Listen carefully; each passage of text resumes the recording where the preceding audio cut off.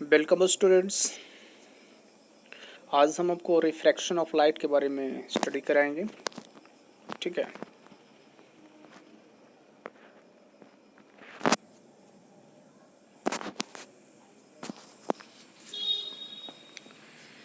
Refraction of light.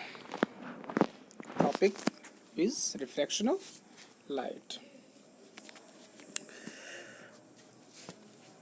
तो the phenomenon of bending of light when it travels from one medium to another is called refraction। कहा गया है कि जब प्रकाश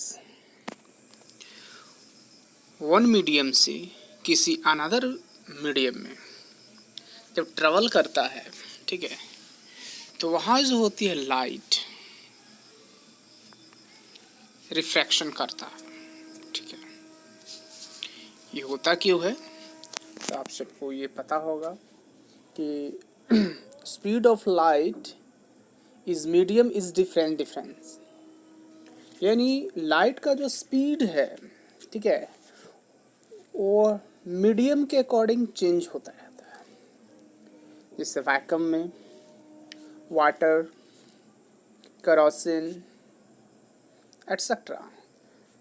ठीक है, तो डिफरेंट मीडियम होने के कारण जो है लाइट का उसमें स्पीड जो है किसी में कम किसी में ज़्यादा होता है, जिसके कारण ही जो है आपका लाइट में, ठीक है, जब एक मीडियम में एंट्री करता है लाइट और जब वो उससे पास करके निकलती है तो वह अदर मीडियम कहलाता है। ये दोनों के बीच में जो है डिफर होता है, तो इसी को कहा गया है the phenomenon of bending of light when it travels from one medium to another. एक मीडियम से दूसरे मीडियम में चलने के बाद जो उसमें जो लाइट में जो डिफरेंस होती है उसी को कहा गया रिफ्रैक्शन। ठीक है, सेकेंड पॉइंट हम देख रहे हैं law of refraction of light. कहा गया है कि अपवर्तन जो होती है उसके दो नियम हैं। ठीक है, law of refraction of light. First point, the incidence ray, the normal and the refracted ray all lie in the same plane. कही गई है कि रिफ्रैक्शन ऑफ लाइट में कि जो इंसिडेंस रे जो होती है, इंसिडेंट रे जो लाइट आ रही है, सपोज दैट मैं बताना चाहता हूँ, ठीक है, ये रे आ रही है, ठीक है, रे स्ट्रेट होती है, ठीक है, ये रे आ रही है और यहाँ से क्या हो रही है, रिफ्लेक्ट हो रही है। तो कहा ना the incidence ray, the normal at the reflected ray all lie in the same plane. तो ये एक सेम प्लेन पे बनेगी। क्या बनेगी? सेम प्लेन पे बनेगी। ठीक है,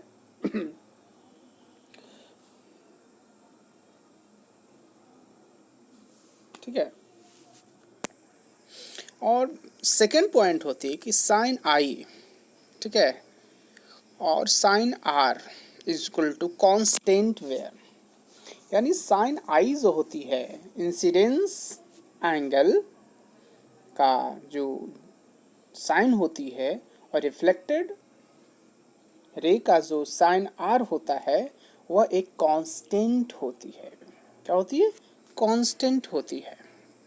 ठीक है, तो यही बताएगा सेकंड में sine i upon sine r is equal to constant where i is equal to angle of incidence, okay, and r is equal to angle of reflection, और constant is equal to refractive index. ठीक है, index, refractive index जो कहलाता है आपका क्या कहलाता है?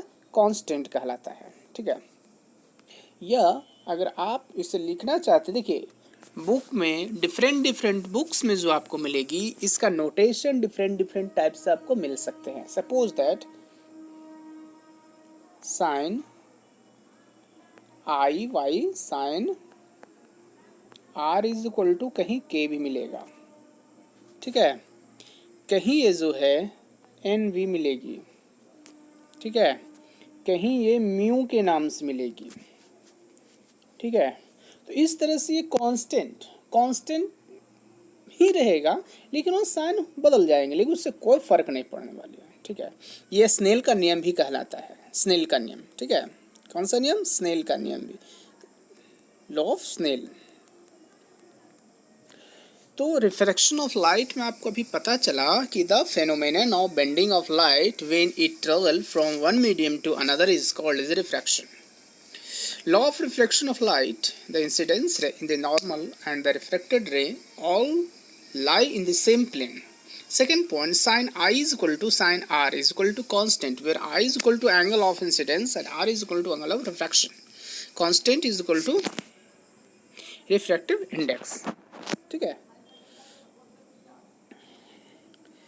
देखिए अभी हमने बताए थे आपको रिफ्रैक्टिव इंडेक्स टॉपिक है आपका। तो the refractive index of medium, ठीक है, मीडियम डिफरेंट मीडियम हो सकता है, वाटर भी मीडियम है, ग्लास भी एक मीडियम है, ठीक है, केरोसिन भी एक मीडियम है, अल्कोहल इज मीडियम। तो the refractive index of a medium gives an indicate of light bending ability of that medium. या देखिए आपको कुछ यहाँ फार्मूले दिए जा रहे हैं।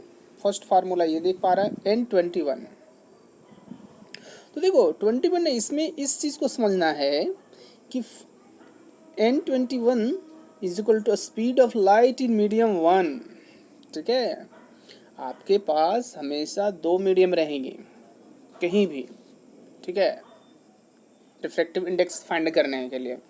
तो speed of light in medium 1 upon speed of light in medium 2 is equal to V1 upon V2 in 1 2।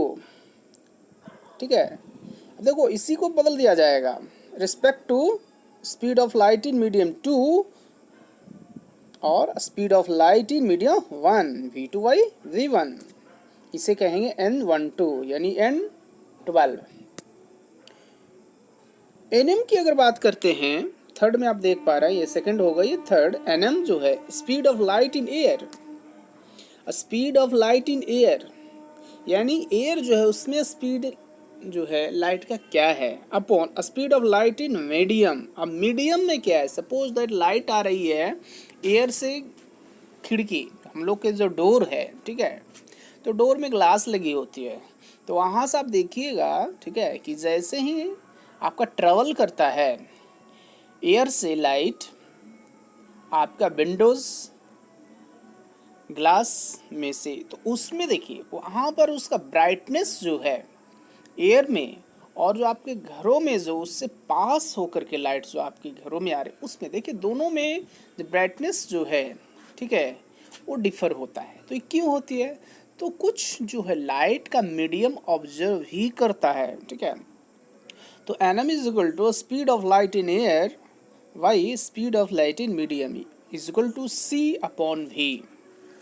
ठीक है, where N21 is the refractive index of medium 2 with respect to medium 1। याद रखिएगा, अगर N21 आपको show कर रहा है, ठीक है, तो उस चीज़ों को बताया जा रहा है कि रिफ्रैक्टिव इंडेक्स ऑफ मीडियम 2 यानी medium 2 with respect to medium 1 के अकॉर्डिंग करना है। अगर 12 लिखी हुई है, ठीक है, तो refractive index of medium 1 with respect to medium 2। ठीक है, अब लिखा हुआ Nm, तो इसको कहेंगे, ठीक है, Nm is the refractive index of speed of light in air, ठीक है, respect to speed of light in medium. तो इस तरह से जो है रिफ्रैक्टिव इंडेक्स को आसानी से फाइंड कर सकते हैं फार्मूला के अकॉर्डिंग। ठीक है, तो ये जितने भी फार्मूले यहाँ पर शो कर रहे हैं आपके स्क्रीन पे, ठीक है, वीडियो स्क्रीन पे जो शो की जा रही है, उसका यूज़ आपका numerical questions, mathematically numerical question को सॉल्व करने में आपको हेल्प करेगा। ठीक है, तो आपको समझ में आ गई। नेक्स्ट चलते हैं, रिफ्रैक्टिव इंडेक्स। देखिए ये एक टेबल है जिसमें different medium of the refractive index आपको यहाँ दी हुई है।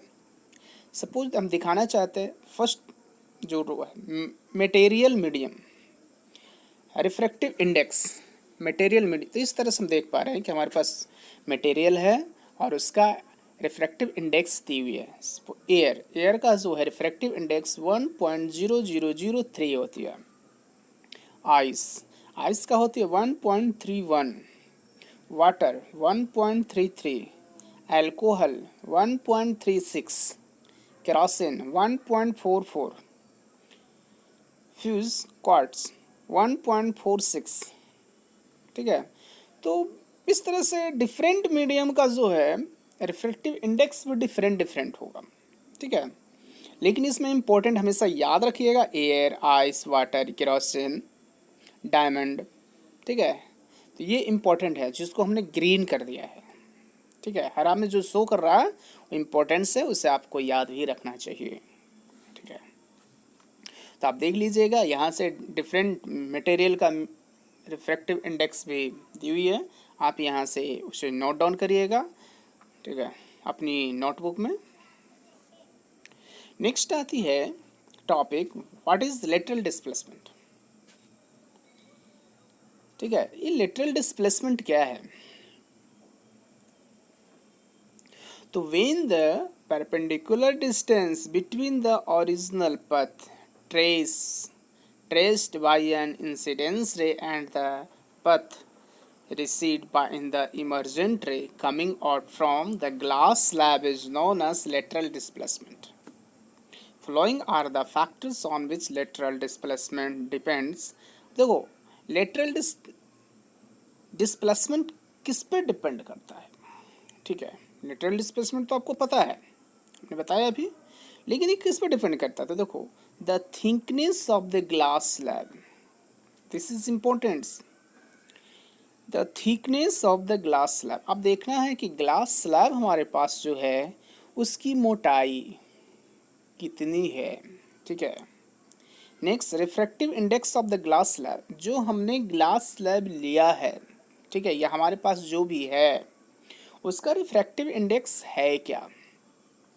Next the angle eight which incident ray in the glass in slab, अब उसमें इंसिडेंस रे इंटर्स जो कर रहा है, the angle eight which incident ray इंटर्स the glass slab, वह कितने डिग्री से, ठीक है, कितने डिग्री से जो है मेजर्ड के साथ जो है उस ग्लास स्लैब में इंसिडेंट कर रहा है। कौन? इंटर्स of the light, ray of light. ठीक है, तो इस पे डिपेंड करता है, ये सब डिस्प्लेसमेंट ऑफ द लेटरल पे निर्भर करता है। ठीक है, नेक्स्ट देखिए हमारे पास एक डायग्राम थी, हमने भी बताई थी। ठीक है, कि लेटरल डिस्प्लेसमेंट है क्या। ठीक है, तो चलिए हमने अभी बताए थे, याद होगा आपको कि when the perpendicular distance between the original path, जो ओरिजिनल पथ होती है, trace by an incidence ray and the path trace by the emergent ray coming out from the glass slab is known as lateral displacement. तो देखिए हम diagram में अब चलते हैं। This is diagram of the lateral displacement. हम देख पा रहे हैं ये हमारे पास इंसिडेंस रे है, देख रहे हैं, ये इंटर्स करने वाले हैं। This is glass slab, PQRS is the glass slab, ये हमारे पास जो दिख रहे हैं एक ग्लास स्लैब है। हमने आपको क्लास में, ठीक है, प्रैक्टिकली के अकॉर्डिंग जो है, प्रैक्टिकली जब एक्सपेरिमेंट होती है उस समय आपको हमने ग्लास स्लैब दिखाए होंगे। ठीक है, तो ग्लास स्लैब एक्चुअली क्या है, एक रेक्टेंगल शेप में ग्लास बनी होती है, जो ग्लास ओपन होने के बाद आपको हम दिखाएंगे भी। ठीक है, तो एयर है, इंसिडेंस रे कहाँ है, एयर मैन है ना, एयर है ना, ये पूरा एयर है। ठीक है, अब वहाँ से इंटर करता है, तो देखो रिफ्लेक्टेड रे है, आपको दिखाई दे रहा है, शो कर रहा है, रिफ्लेक्टेड रे हो गया। और परपेंडिकुलर, ठीक है। अब देखो ये थिकनेस की बात हमने किए थे, रिफ्लेक्टेड रे ये रहा, और इमर्जेंट रे जैसे वो इंटर करता है तो अपने पथ से जो लाइट इंसिडेंस रे होती है इंटर्स ऑफ द ग्लास स्लैब, ठीक है, तो क्या होती है भाई, वह अपने पथ से विचलित हो जाती है, ठीक है, ट्रेस कर जाती है। तो आप देख पा रहे हैं कि आपके पास जो है इमर्जेंट रे, ठीक है, और इंसिडेंस रे, देखिए ये एक्चुअली जो है इंसिडेंस रे ही है, लेकिन क्या हमारे ग्लास स्लैब में ये शो नहीं करती है, ठीक है, रिफ्रैक्टिव इंडेक्स के कारण। तो इन दोनों के बीच देखो एक डिस्टेंस बन रहा है, ये वाला, यही कहलाता है आपका lateral displacement, okay, lateral displacement. तो दिस इज इम्पोर्टेंट, ये बहुत ही इम्पोर्टेंट आपका जो है डायग्राम है। देखो अब यहाँ पर आपको एक चीज़ देखना है कि भाई ये क्या लिखा हुआ है ना। तो आपको इसको एक्चुअली पढ़ा जाता है म्यू, म्यू ए। तो म्यू हमने बताए थे कि दिस इज कांस्टेंट, तो कांस्टेंट ऑफ द एयर, ये एयर को इंडिकेट कर रहा है, कौन, म्यू ए किसको इंडिकेट कर रहा है, तो index, refractive index of the air, ठीक है।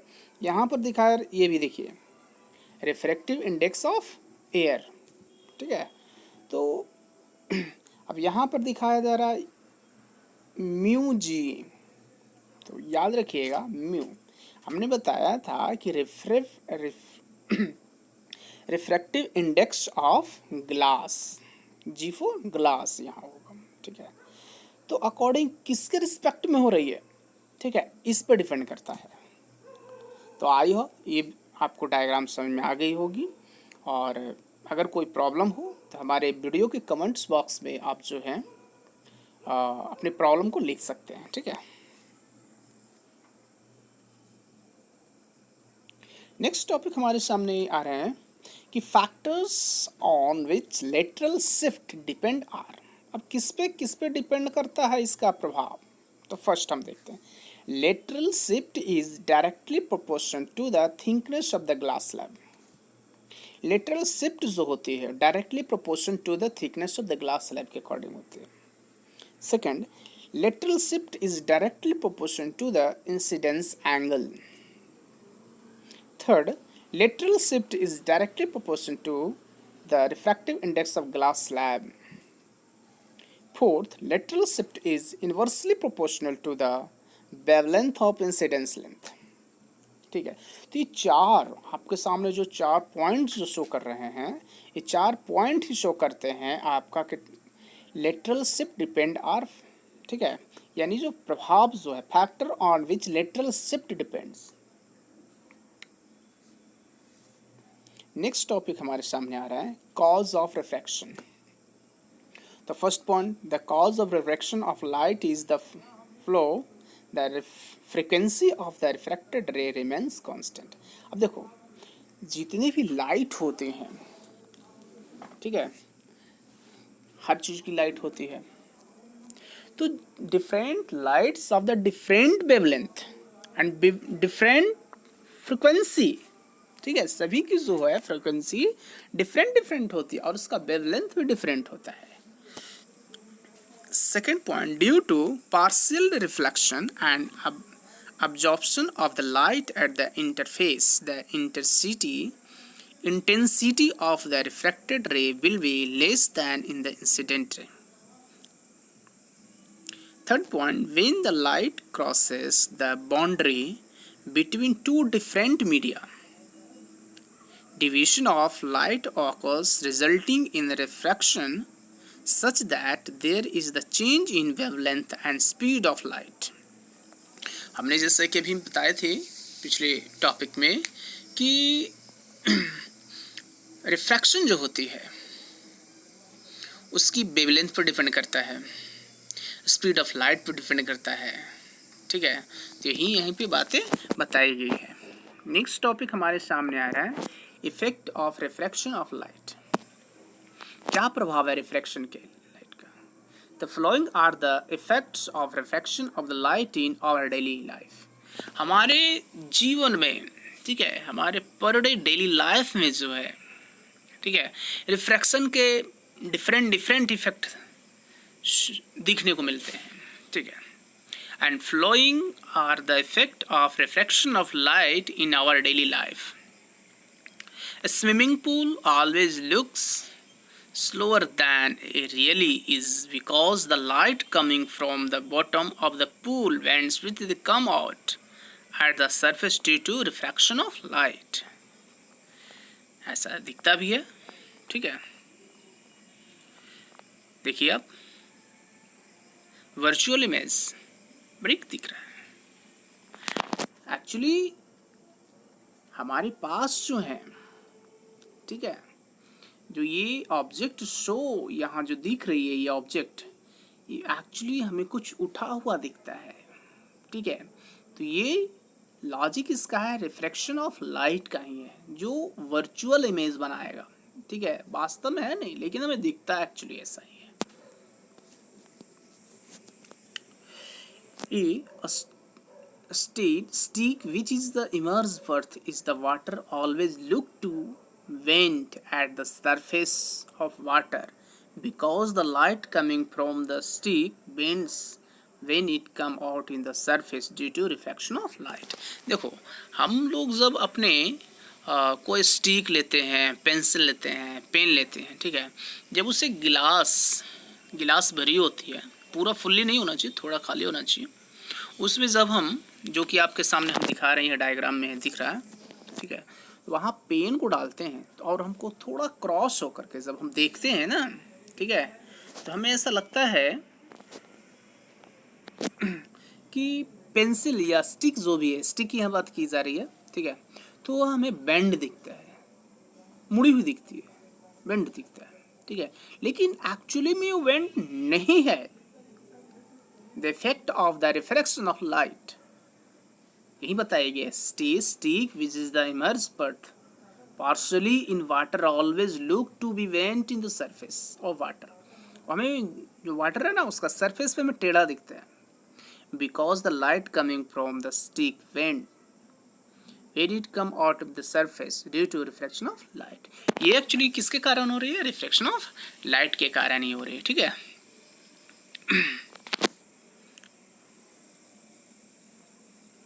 Next, a coin or stone laying at the bottom of a container filled with water appear to be rise because of reflection of light। अब देखिए यहाँ पर एक डायग्राम शो की जा रही है आपके सामने, जो है द ऑब्जेक्ट इज रियली है, ये रियल ऑब्जेक्ट है, ठीक है, ये रियल ऑब्जेक्ट है, जो लिखा हुआ है द ऑब्जेक्ट इज रियली है। लेकिन वास्तव में जब हम अपने पथ ऑफ लाइट से जब हम देखते हैं उसमें वाटर में, तो हमें ऊपर दिखता है, ठीक है, but in appear to the hair, ठीक है।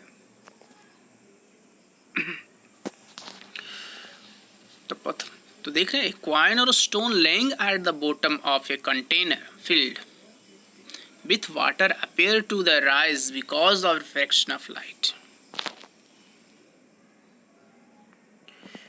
Next topic is lens.